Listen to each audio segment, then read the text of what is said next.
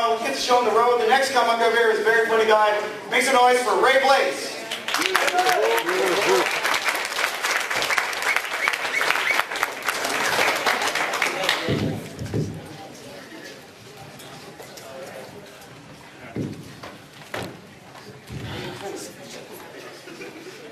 Sorry, I took the wrong way, the long way around. The last time I almost bust my ass coming up here. So I figured I'd take the steps this time. So this is the first time I ever been on stage. My name is Ray Blaze.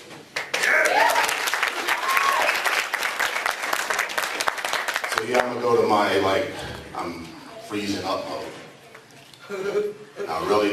I was on my way over here and I got pulled over by a cop. He looks at me, put my window down, he's like, "Why are your eyes so red? Have you been smoking weed?" I looked at him, I was like, "Officer, why are your eyes glazed over? You've been eating donuts?"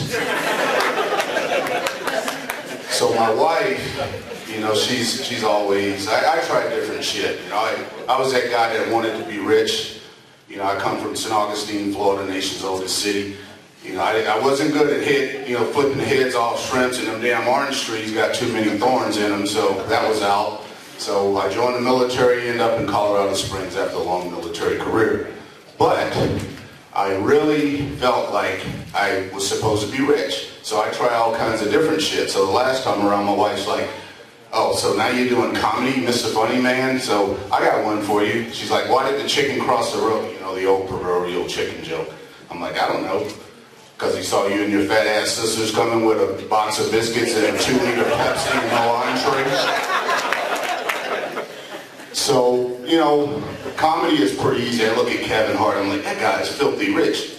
He's dumb as hell. I can do this.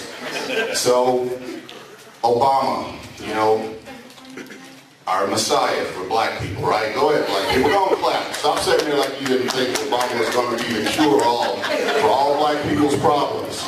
You know, we sat here, we got so many damn disappointments. We just had Shaun White, you know, and the damn Olympics, and he just like, I don't know what happened there. Peyton Manning was really excited. I was like, Broncos kick ass. Obama let us down, so, you know, I might as well let myself down and fail at being a comedian because everybody else is fucking it up. And we know our people. Black people, we really know our people. So when Obama went in office, we already knew, you know, like the Bilderberger Group and all those rich billionaires who put Obama in office, you know that's how he got there. No one-term senator is going to go straight to the White House. But those guys got behind him, put him in office, and he was sitting there like first day in office with his heels kicked up on the desk, and everyone's looking at him like, and he says, "You know what? I think I'm going to fix some shit."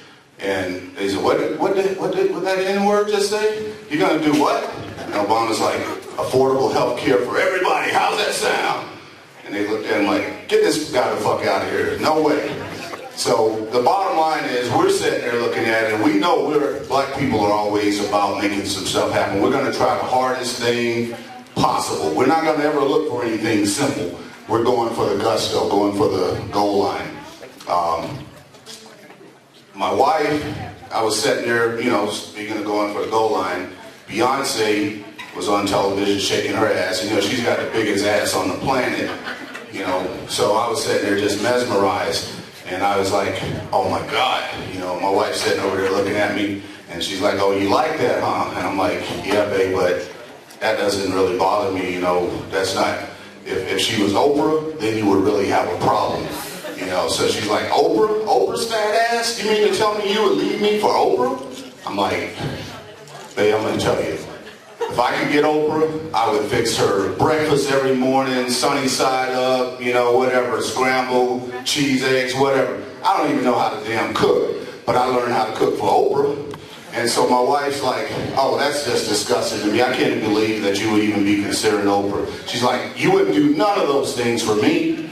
How would you sit there and tell me you would do that for Oprah? I'm like, because your ass don't have Oprah's money. Life is very strange. Combat veteran. I was over in Iraq. Our female soldiers, I don't understand all the harassment stuff that's going on over there now. Because when I was there, we took care of our female soldiers. We had an Iraqi prison right next to us, and we did not let anyone harass our soldiers and you know, definitely wasn't going to see them suffer. They were suffering enough being downrange.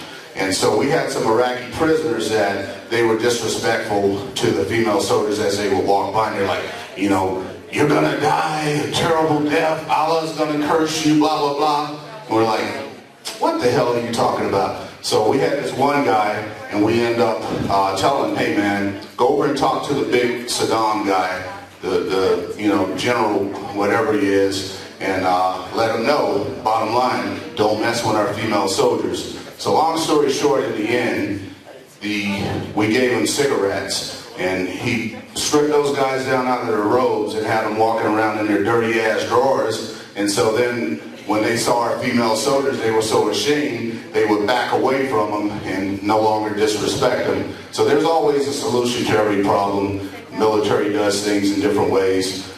I'm Ray Blaze. Everything's not funny. I get into political stuff. God bless you guys.